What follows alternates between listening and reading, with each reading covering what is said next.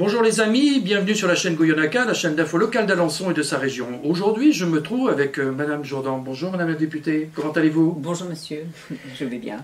Alors, c'est très bien. Donc, j'ai demandé à vous rencontrer parce que je souhaitais vous poser quelques questions sur le commerce. Vous savez que j'essaie, avec ma petite personne, de défendre le commerce sur Alençon, notamment, à travers mes différentes interviews. Et je voulais vous poser quelques questions, si vous avez la gentillesse d'y répondre. Et on va commencer par la première. Quel est, à votre avis, sur la situation actuelle du commerce local et du centre-ville dans notre circonscription, et quelles sont les principales difficultés auxquelles ils sont confrontés, ces commerces, aujourd'hui? Alors, tout d'abord, en matière de présence de commerce, voilà ce que je peux noter dans les petits centres-villes, c'est qu'il y a une bonne diversité de commerces qui sont présents. Oui, c'est vrai. Par contre, ces dernières années, et notamment avec la crise sanitaire, voilà, on a bien conscience qu'il y a des difficultés quand même importantes. Et voilà, moi malheureusement, j'ai vu donc des commerces fermés bon, bien avant Covid. Le Covid n'a pas du tout arrangé les choses. Dans quelles mesures concrètes avez-vous déjà prises ou comptez-vous prendre en tant que député pour soutenir le commerce local et ainsi revitaliser le centre-ville d'Alençon? Et cela peut-être en partenariat avec la municipalité. Je ne sais pas, vous à votre niveau, est-ce qu'avec M. Puaillot, est-ce que, je ne sais pas, en tant que député, la ville, est-ce que vous pouvez avoir des accords, des aides? On a des échanges évidemment sur ce qui se passe. Après, donc, dans le rôle de député, c'est l'échelon d'intervention, c'est l'échelon national. Et donc, non, je pensais plus à faire remonter par exemple un projet de loi en disant vous sentez que le commerce souffre, est-ce qu'on ne peut pas faire remonter les choses pour faire voter par exemple une loi? C'est un peu dans ce sens. Vous répondez avant que je ne puisse répondre, effectivement. C'est ça. Mon rôle c'est de faire remonter bien sûr voilà, les situations problématiques que l'on peut voir sur le territoire. Alors moi je suis député depuis 2020, donc je suis arrivé pendant la crise Covid. En plein Covid. Monsieur Puaillot, qui était là avant moi, avait fait remonter les difficultés que rencontraient donc, les commerces.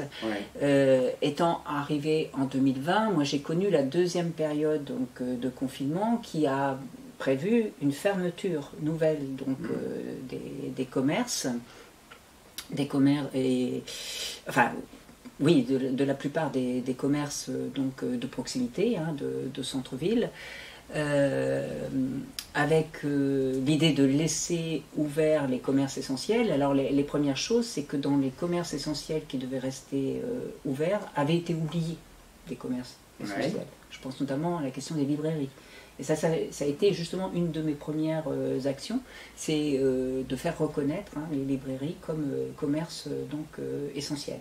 Puisqu'on trouvait des rayons qui étaient ouverts, par exemple, dans les supermarchés. Bien sûr, je m'en souviens, ça, oui, effectivement. Et puis les libraires en ville, ils n'avaient pas le droit d'ouvrir. Voilà, en commerce. D'ailleurs, à un moment donné, même les supermarchés ont été obligés d'enrubanner certains, parce que c'était un peu une concurrence quelque part déloyale. Tout à fait. Et vous, en tant que député, voilà. Vous avez... Et donc, à ce moment-là, voilà, en tant que député, donc, je suis intervenu pour cette reconnaissance qui a été faite, on va dire, assez rapidement, du coup. Donc ça, c'est la première chose. Deuxième chose, je suis intervenu en faisant remonter les besoins du territoire sur la question des aides, voilà, à l'ensemble des commerces dans cette difficulté. Donc bon, il y a eu des fonds de solidarité, etc., qui ont été prévus, qui ont été mis en place. Il y avait aussi quand même des ajustements qui devaient se faire selon les types de commerce, parce que ça, évidemment, on n'avait pas pensé. Ça a été compliqué. Et voilà, à chaque fois, donc, je suis réintervenue quand, évidemment, il y avait des choses qui me paraissaient nécessaires à faire remonter. Est-ce que vous pouvez commenter l'impact des aides de l'État, si elles existent sur le commerce local et le centre-ville? Et aujourd'hui, pensez-vous que ces aides ont été suffisantes pour répondre aux besoins actuels? Parce qu'aujourd'hui, il faut rembourser pour certaines personnes. Oui. Ils ont eu des aides. Oui. Pour vous, est-ce que ça a été tardif? Est-ce qu'on les a bien aidés, au contraire? Oui. Alors, il y a des situations très différentes. Par contre, ce qu'on peut dire globalement, c'est que l'État a été très présent quand même dans l'aide au commerce pendant les périodes donc, de fermeture. Et d'ailleurs, le fameux quoi qu'il en coûte. Voilà. Et des commerçants le disent, vraiment que Ouais. ça a été une aide, c'était nécessaire, hein, compte tenu d'une situation assez exceptionnelle. Donc, bon, après, vous savez bien, il y a eu le PGE, il y a eu, enfin, voilà, diverses mesures qui ont permis à quand même pas mal de commerces, voilà, de pouvoir rebondir après donc, toute cette période-là. Il se trouve qu'aujourd'hui, on est confronté, vous savez bien, à une nouvelle crise, la crise énergétique, hein, et qui impacte fortement donc, les petits commerces, et particulièrement ceux qui ont besoin vraiment d'énergie pour fonctionner, je pense aux boulangers, aux traiteurs, etc. Et donc par rapport à cette situation, puisqu'il y a eu vraiment des appels au secours hein, de ces commerçants, par rapport à cette situation, bien entendu, j'ai fait remonter donc, les choses. Et là, tout dernièrement, il y a 15 jours, avec les députés socialistes de mon groupe, on a présenté donc tout d'abord ce qu'on appelle une proposition de loi, mais surtout un amendement demandant à ce que le bouclier tarifaire puisse être étendu à l'ensemble des commerces. Et donc ça vise particulièrement boulanger et Oui, parce que pour certains, ça peut être un coup de grâce. Quand on voit l'énergie qui a multiplié par 3, par 4, par 10 pour certains, c'est insoutenable. Tout à fait. On voit les factures se multiplier par 4, 5, 6, 7, 8 même. Ouais. Voilà. Donc voilà, ça c'est ma dernière action. C'est que cet amendement donc, a été présenté. Il a été adopté lors de la discussion donc, sur cette proposition de loi. Maintenant, ce n'est pas fini parce que voilà, le projet de loi doit aller devant le Sénat et on ainsi de attend suite, et ainsi de suite. le retour. Mais en tout cas, le problème a été reconnu. C'est bien, de façon parce que ça permet au moins les commerçants se sentent un petit peu soutenus. Oui, et ça c'est important évidemment qu'on les soutienne. Parce que si demain on n'a plus de boulanger au pied de notre porte, on dira mince, on l'aimait bien parce qu'il était là depuis 10 ans, 20 ans, 30 ans.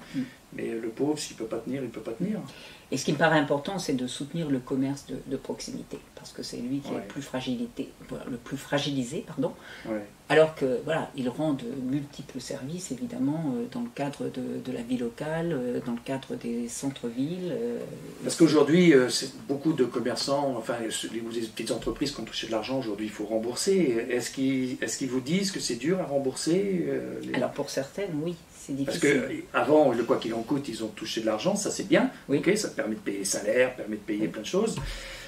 Mais puis aujourd'hui, il y en a, il faut rembourser, et rembourser c'est peut-être difficile. Et pour certaines, c'est difficile. Alors d'ailleurs, on a quelquefois demandé une prolongation pour pouvoir commencer donc, le remboursement, en attendant évidemment que la clientèle revienne voilà, assez fréquemment, puisque bon, on sait que la crise sanitaire a vraiment modifié beaucoup de comportements. Et donc, bon, il y a eu cette possibilité quand même donc, de rallongement de délai. Aujourd'hui, certains commerces donc, voilà, ont une bonne reprise, mais d'autres sont vraiment en difficulté. Bon, ceux que je viens de citer, je pense aussi à un autre type de commerce en difficulté, ce sont tous les commerces qui travaillent sur le prêt-à-porter. Ouais, et aussi tous les commerces qui vendent des articles qui sont aujourd'hui très vendus en seconde main.